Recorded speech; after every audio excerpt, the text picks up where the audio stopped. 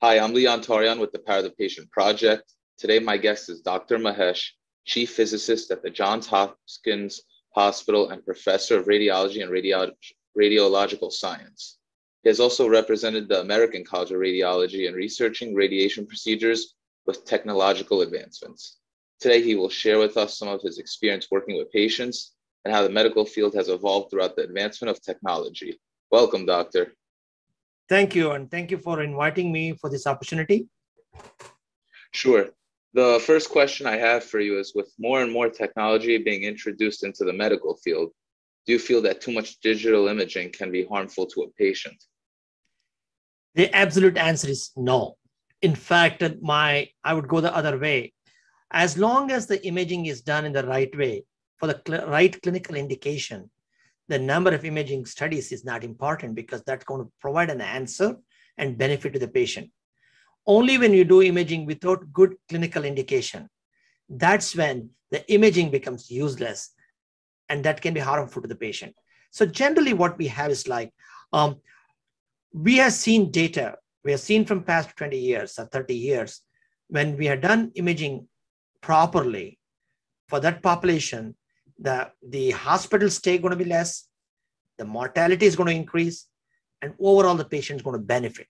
So to answer your question in general, no, even though we have seen a rapid increase in the technology, digital imaging, the actual answer is when it's clinically done and when it's clinically appropriate, the imaging has really helped the patient population.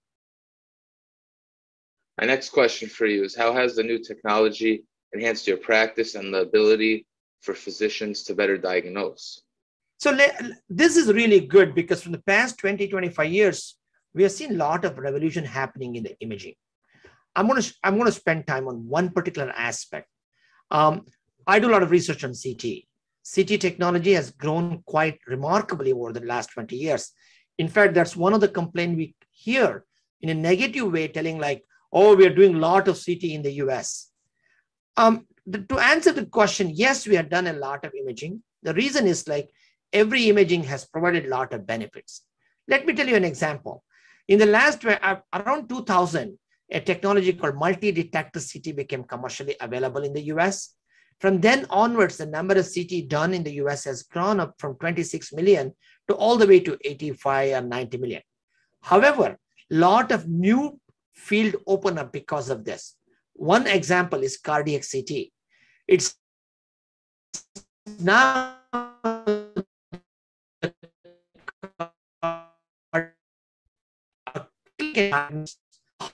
with a fast cardiac CT. Plus, if it is done properly, cardiac at the emergency room itself, they can actually reduce the overall cost to the healthcare, overall hospital stay to the patient, because you can actually, instead of admitting the patient and doing all the invasive tests, this cardiac CT technology can really provide an answer to the physician whether they really need to admit the patient or not. That's very, very plus thing. The other one example, another example I'll tell you is perfusion CT.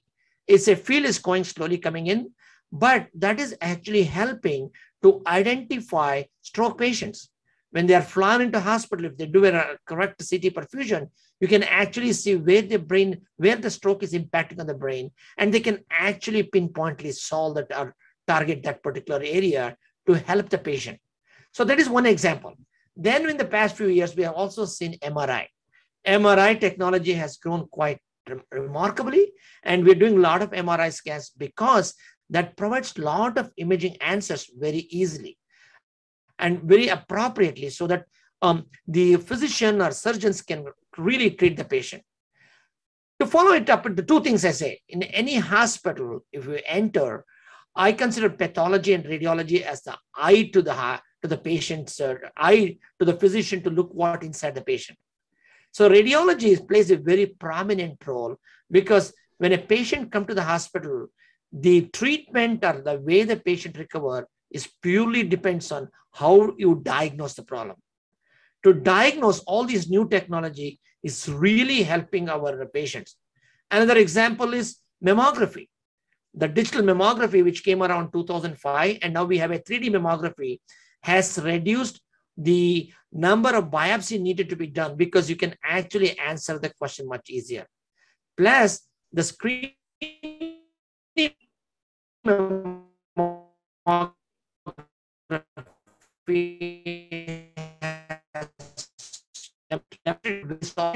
that has saved mental health. So the mortality is because of mammography. It's really helping the field to in fact impact on the healthcare of the overall healthcare of the population.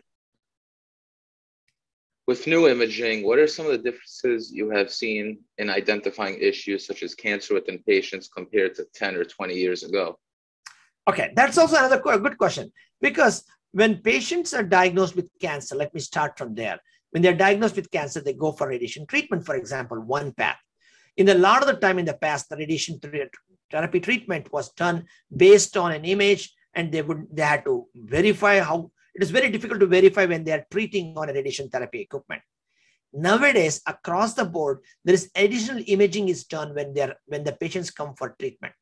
Best example, when the patient is lied for like a radiation treatment of a head tumor, let's say, they are lying on the patient bed, and there is this linear accelerator which is used for treating that cancer. There is also having a cone beam CT attached to the system. So before the actual high energy beam sent to kill the tumor, you do an imaging to identify exact location and how much to beam and to kill the tumor. That I consider is very helpful. And we are seeing a lot and more imaging added on along with the cancer treatment on an everyday basis, so that you can pinpoint the treatment much better rather than a crude way done in the past 20 years. To answer the earlier question, have we been able to diagnose the cancer earlier? Yes, especially as I said in mammography, the digital mammography really proved that when actually with the patient, younger population with a thicker breast undergo digital mammography, their chances of detecting the cancer is much higher. Because of that, when you're detecting this cancer as early as possible, the treatment gets better. So the longevity of the patients also survive. Another example, NIH did a massive research protocol a few years ago, and they wanted to study 50,000 people, high-end smokers, for lung cancer detection. Historically, we were doing chest X-ray. And the new thing is like doing a low-dose CT. Is that better than the chest X-ray for diagnosing these cancers? And in fact, midway through the study, the NIH had to stop it because they got more overwhelming result telling like the low-dose CT overwhelmingly wins in diagnosing the cancer as early as possible. So now we have a low-dose CT screening for lung cancer. Right now, it's only related to the people with a high-end smoker, but recently new studies have shown it's also effective for everybody, because lung cancer is a very dangerous disease. Once it's diagnosed, the mortality is very high. But if you diagnose the early stage, the cancers can be cured. So that is another example. It's like that. There are innumerable number of examples for which the diagnosis is really helping. The other one example really happened around 2000 is the hybrid imaging, like PET CT and SPECT CT.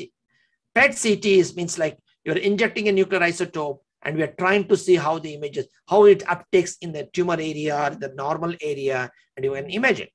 By itself, it's very difficult. If you do a PET by itself, the image looks so fuzzy. Now you are adding that along with the CT, then you can actually fuse the image so that you can exactly say where the uptake happening with respect to anatomy. That further revolutionized the whole nuclear medicine area with the hybrid imaging. So now we use PET CT for diagnosing cancer. Not only that, and then when you inject, it's like, for example, a person comes for a thyroid cancer, and after days we want to see whether there is any metastatic cancer. With PET CT, by doing a PET CT, we can actually diagnose the patient in which part of the body is there any metastatic. Now we are also using the PET CT for follow-up on the patients. Like patients go for a treatment, radiation treatment, they have this tumor treated, and they want to see whether the treatment is really helping, shrinking the tumor. One way to know is like going through a PET CT, so that the tumor, the isotope injected can be uptaken by the tumor area, actually quantify whether the tumor really shrank or not. So if it's there are hundreds of these type of example, which is now only possible from past 20 years because of the advances we have seen in technology. So the other thing which I want to draw attention is like usually imaging get a bad name. They're like, oh my God, we are doing so many imaging, we use radiation, are we creating a lot of cancer? To answer the question, no. Why? Because we have the radiologists, the scientists, the medical physicists, and the oncologists, we are constantly striving to optimize the imaging, how we do, to minimize the dose as much as possible, but at maintaining the image quality. And for example, across the board, we are seeing the number of cancers in the world going down. If that is the other thing is true, the number of cancers would have gone up with all this imaging. So that itself is self-evident for us to telling like these imaging doses are not adding additional cancer. That doesn't mean we can just do everybody anything. No, as I said in my earlier part, as long as we are doing clinically indicated study, the number of studies is not important as long as it is clinically indicated and it answers the question we are seeking. One should not do imaging just for like profit basis. So that can bring a bad name. And the efforts done to reduce the dose and therefore are also helping to keep the risk smaller. So patients often get scared about getting a CT or a radiation studies because they read on the news media that CT scans are causing cancer. Mm-hmm. So that is a very eye-catchy headlines. But in reality, we struggle a lot to convey the message that when you are getting a CT scan done for a clinically indicated requirement, the benefit from that study far outweighs any risk. The risk associated is what we are trying to keep it as low as possible by optimizing the protocol, evaluating the technique we use, and only doing when it's necessary and so forth. Absolutely. And my last question for you, doctor, is how has the pandemic changed the way you go about your profession, especially with all the new health risks as COVID-19 progresses? It is a challenging. In fact, last year around March, April time, most of the outpatient center was completely shut down because we were outpatient imaging centers. Hospitals still continued. Hospital, that's where the front-end warriors are like when taking the risk to do the patients. In fact, we have a constant policies in the hospital that when a patient comes for a CT scan, if we suspect that that patient has a COVID or suspect of COVID, there are set policies that after a CT scan, we clean the scanner and we leave the room for almost 40-45 minutes empty so the air circulates off. And that has been the policy, not only here at Hopkins, but everywhere. So we want to minimize the technologies to do this to get anything infected. So they wear all the protective equipment required to do that.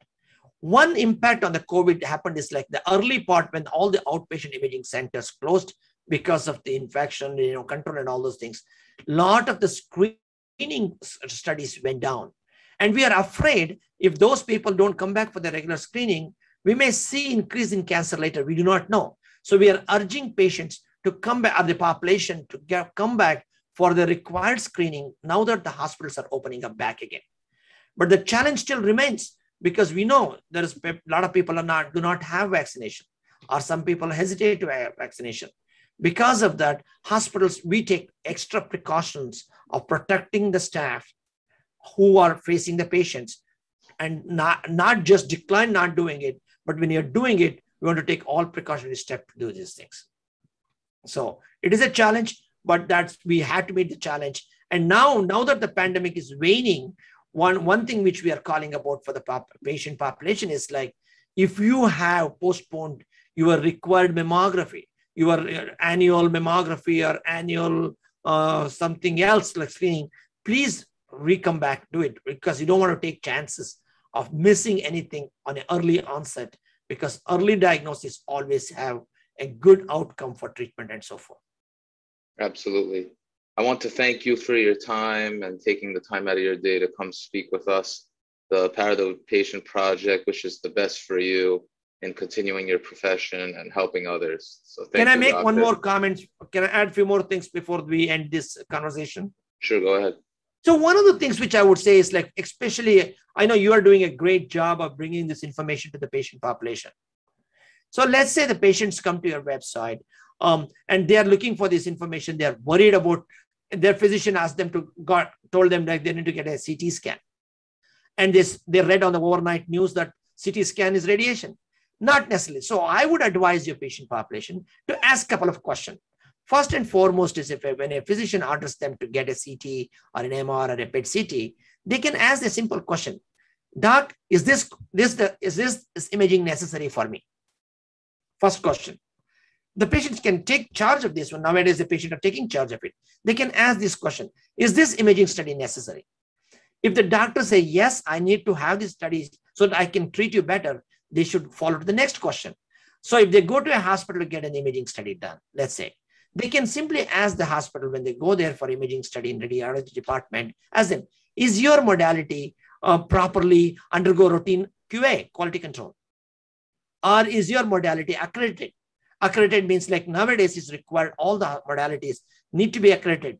One of the accrediting bodies, American College of Radiology. The American College of Radiology does the majority of the accreditation in the country.